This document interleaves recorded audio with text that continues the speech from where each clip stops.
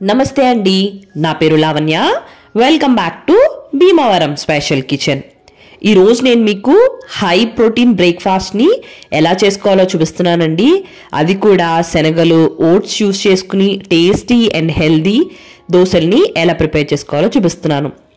వీటికి fermentation process ఏమి ఉండదండి. రాత్రి నానబెట్టుకుని మార్నింగ్ ఈ దోశల్ని రెడీ చేసేసుకోవచ్చు. దీనికోసం ముందుగా ఒక బౌల్లోకి ఒక హాఫ్ కప్పు శనగలు వేసుకోండి. హాఫ్ కప్పు శనగలకి 5 నుంచి 6 దోశలు అవుతాయండి. వీటిని 2-3 సార్లు వాష్ చేసుకుని నానడానికి సరిపడే వాటర్ని పోసుకుని రాత్రంతా కూడా నానబెట్టేసుకోండి. వీటితో పాటు ఒక బౌల్లోకి ఒక పావు కప్పు ఓట్స్ని కూడా వేసుకోండి. నేను ఇక్కడ రోల్డ్ ఓట్స్ యూస్ చేశాను. వీటిని కూడా రాత్రంతా కూడా నానబెట్టేసుకోండి. నెక్స్ట్ డే మార్నింగ్ ఓట్స్, శనగలు రెండు కూడా చాలా పర్ఫెక్ట్గా నానిపోయి ఉంటాయండి. ఇప్పుడు శనగలు తీసుకుని మరొకసారి శుభ్రంగా వాష్ చేసుకోండి. శనగలు చాలా హెల్దీ ఫుడ్ అండి. పిల్లలకు పెడితే చాలా చాలా మంచిది.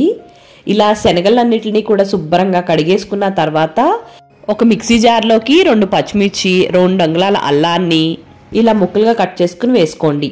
అలానే శనగలు, ఓట్స్ కూడా వేసేసుకుని ఒక 1/2 టీ స్పూన్ జీలకర్ర, తగినంత సాల్ట్, అలానే తక్కువ వాటర్ పోసుకుని ఇదంతా కూడా బాగా మెత్తని పేస్ట్లా కాకుండా అక్కడక్కడ తొక్కలాగా అంటే కచ్చాబచ్చాగా ఉండేలాగా గ్రైండ్ చేసుకోండి. అంటే ఈ విధంగా గ్రైండ్ చేసుకోండి.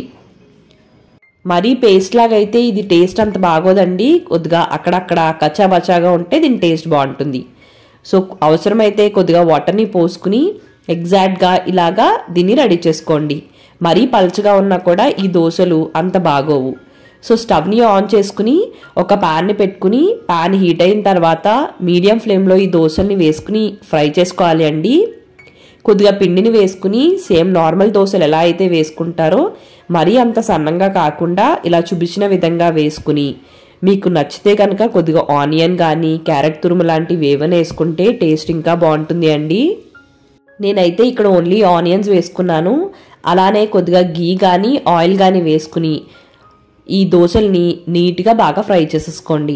ఒక 5 మినిట్స్కి ఒకవైపు ఇలాగా లైట్ గోల్డెన్ కలర్ వచ్చిన తర్వాత దీన్ని మరోవైపుకి తిప్పుకుని జస్ట్ 1 నిమిషం పాటు అలా ఉంచుకోండి. రెండో వైపు ఎక్కువసేపు అవసరం లేదండి. 1 నిమిషం వేగిన తర్వాత జాగ్రత్తగా తీసేసుకుని వీటిని ఒక ప్లేట్లోకి ట్రాన్స్ఫర్ చేసుకుని ఇదే విధంగా మిగతా దోశలన్నిటిని కూడా వేసేసుకోండి. ఈ దోశలు చాలా కమ్మగా ఉంటాయండి. ఒక్కసారి ట్రై చేయండి, మళ్ళీ మళ్ళీ తినాలనిపిస్తుంది. ఇది పిండి ఫ్రిడ్జ్లో పెట్టుకుంటే అంత టేస్ట్ ఉండదండి. సో అప్పటికప్పుడు రాత్రి నానబెట్టుకుని పొద్దున వేసుకుంటేనే టేస్ట్ బాగుంటుంది. అంతే, శనగల ఓట్స్ దోశ రెడీ. మరి మీకు ఈ వీడియో నచ్చినట్టయితే like, comment, share and subscribe to Bhimavaram special kitchen. Thank you అండి. మరి మళ్ళీ వీడియోలో కలుద్దాం.